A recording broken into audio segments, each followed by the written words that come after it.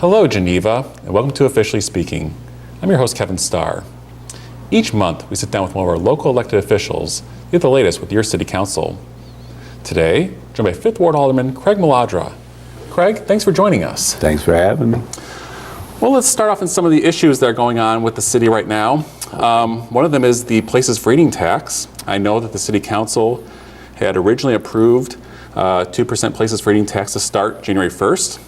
Since then, we've had a change, and now it's going to be starting in May. Can you take us through this process and how we've reached this point? How much time do we have? So it's a long story.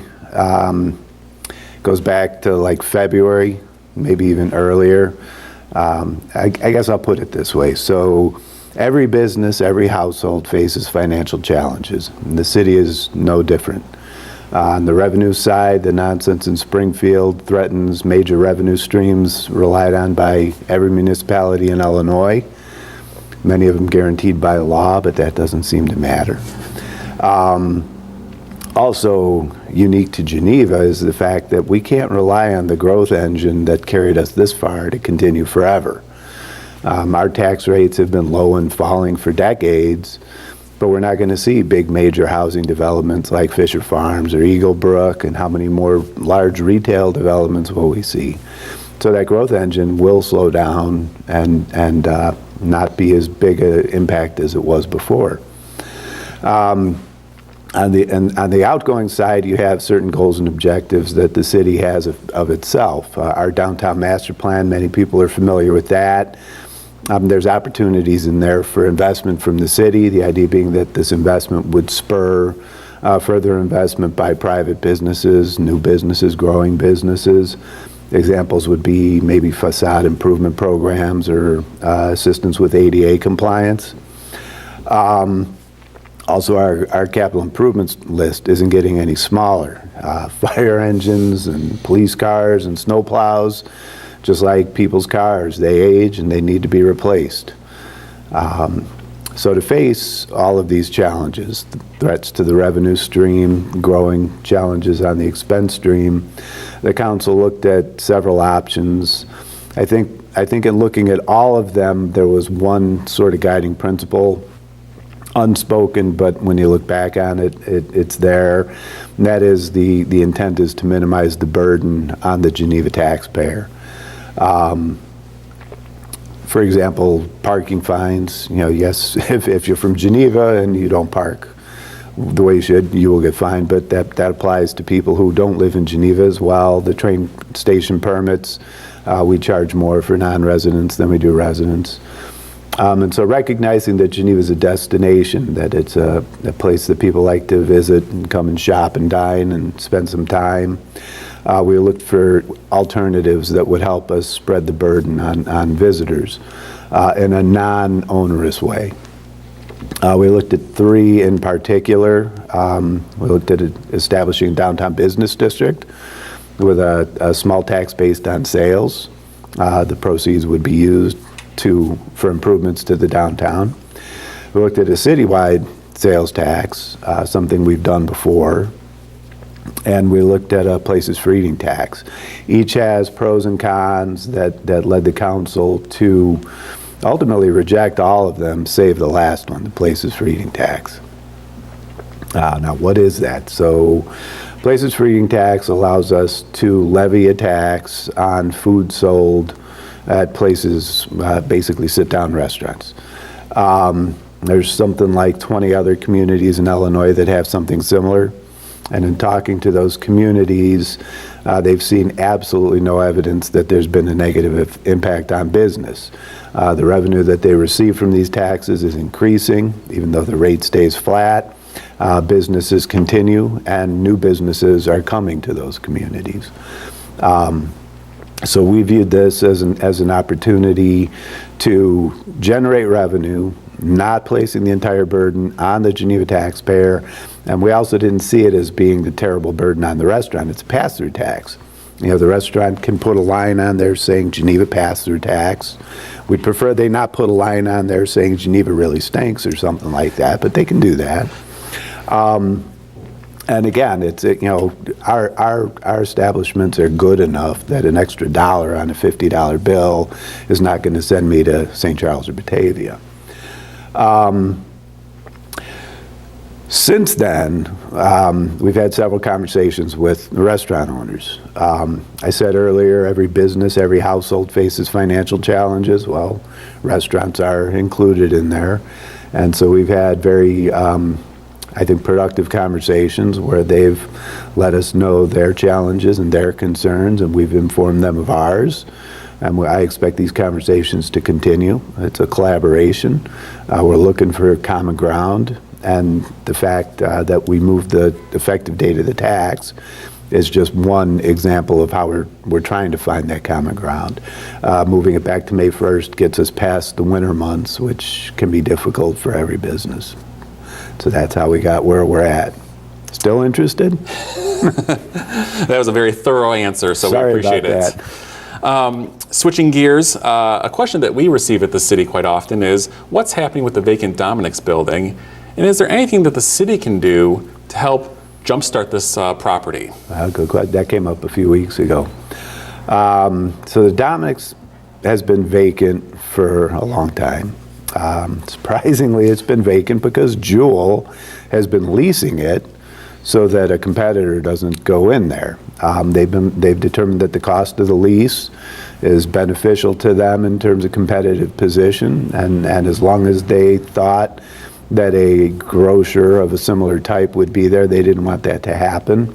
They've since decided that they're willing to forego the lease, and the owner of the property feels that to enhance its marketability, he needs to make some significant internal and external improvements. He's approached the city for some sales tax relief to help offset the cost of those improvements, and for us, we see that as a low risk or no risk benefit.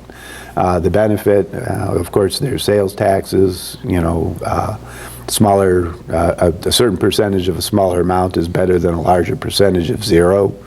But also improvement to the Southern Gateway on Randall Road is hugely beneficial. The no risk, what I mean by that is if nothing goes in there, if sales taxes aren't generated, the developer, the owner's getting nothing and we're losing nothing. So it ends up being one of those, it's a trade expression, but it's a win-win situation. It's a win for Geneva and it's a win for the property owner.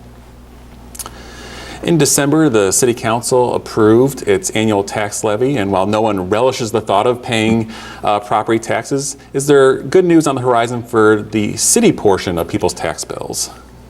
I don't know how to talk about good news and taxes at the same time. What I will mention is for everybody to know that the Geneva portion of your property tax bill it's small. It's 8%. So $800 is a big chunk of change, but $800 is part of a $10,000 bill. So we really are not the biggest burden that your property tax bill carries. With that $800, you get police, you get fire, you get stormwater management, you get snow plowing, you get all kinds of city services. As long as I've been here, and I mean in Geneva, not on the city council, as long as I've lived in Geneva, the city has done a great job of managing that 8%. I feel that for every dollar I put in, I get $1 in value in return.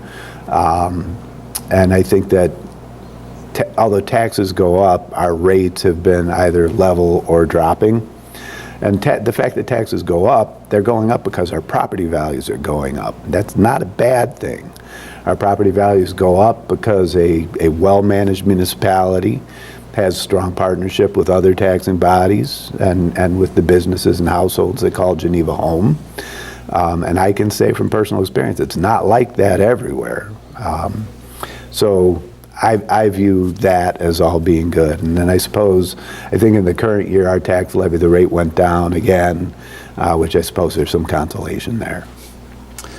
Kind of an interesting dynamic that's at play over the last year or so is the city's master plan has called for increased density in certain areas of the community. When certain developments have come forward for discussion, there's actually been a lot of discourse from the community. Residents have been upset that this is not fitting with the character of the community. Yeah. As a city council member, how do you balance that dynamic going forward?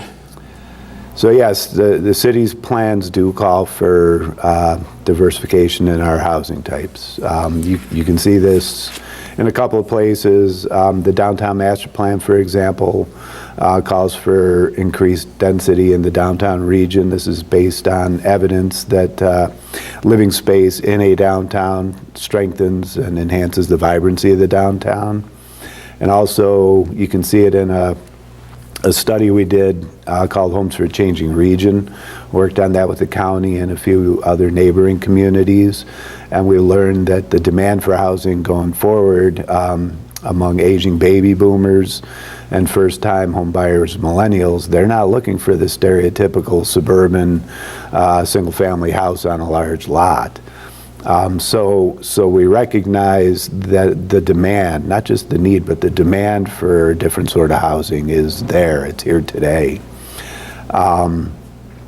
We've addressed, I think, recently 6 proposals for multifamily. We addressed the Shodine townhomes on 7th, which the council passed. Those are built and full. We addressed a large development called Park Place up on Route 31. Those are big. Those are 3 stories. I think they're like over 2,500 square feet. The council approved those, and they're also selling well. We addressed a townhome development and the vacant property on Route 31 south of Riverbank Labs. Council approved that, but the developer has since decided not to continue with it due to their own business constraints and issues. We addressed a development on Campbell Street near 4th. I think it's going to be 5 units of 3-story townhomes. Council approved that. I heard today that the first end unit is under contract already. Council looked at a proposal on Western Avenue on the vacant Geneva greenhouse property. This was for several duplexes. That one the council did not approve. And then, of course, the biggest of all we looked at over the years, a couple of years, was Marquette, proposal for upscale apartments on 7th and Straight, and that one never made it to the city council. The developer pulled it. Went through many meetings of the Plan Commission. Some of the relief that they were looking for was recommended, some of it was not, and so they decided they just don't have the right project for that site.